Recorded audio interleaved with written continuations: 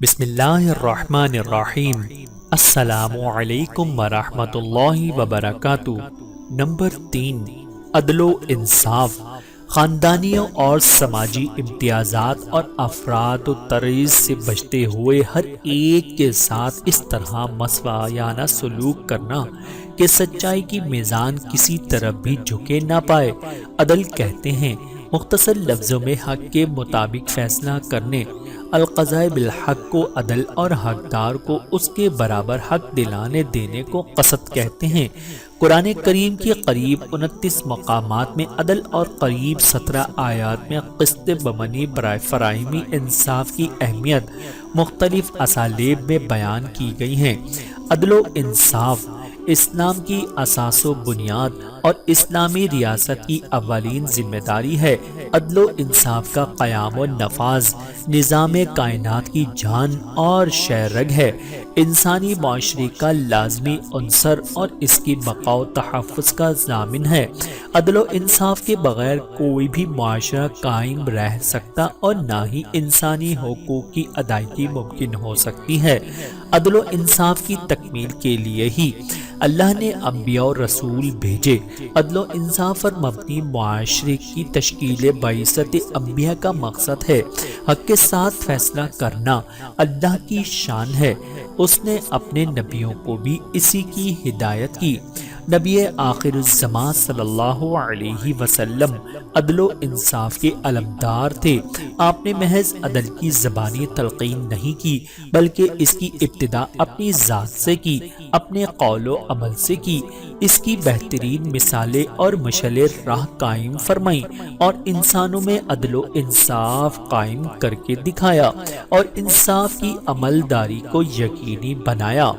حضرت اسید بن حضیر مزاحاً اپنے ایک دوست کو ہنسا رہے تھے کہ نبی کریم صلی اللہ علیہ وسلم نے انہیں ایک چھڑی سے پیچھے ہٹایا۔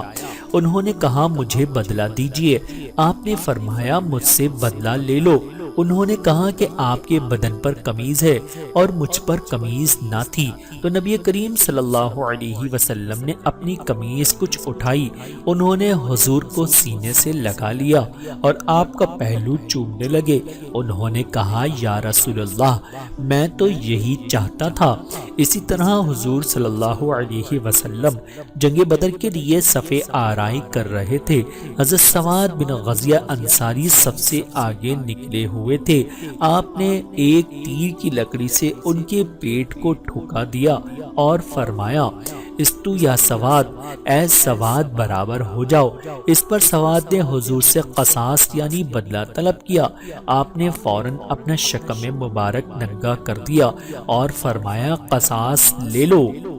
قبیلہ مخزوم کی ایک عورت چوری کے جرم میں پکڑی گئی۔ وہ ایک امیر گھرانے کی خاتون تھی۔ سرداران قریش نے حضرت اسامہ بن زید کو بارگاہ رسالت میں سفارش کے لیے بھیجا، جنہیں آپ بہت زیادہ عزیز رکھتے تھے۔ لوگوں کا خیال تھا کہ حضور صلی اللہ علیہ وسلم قبیلے کی عزت کا خیال کرتے ہوئے یقیناً سزا میں تخفیف کر دیں گے۔ اس کے برعکس جب حضور صلی اللہ علیہ وسلم نے حضرت اسامہ کی بات سنی تو آپ کا چہرہ غصے سے سرخ ہو گیا۔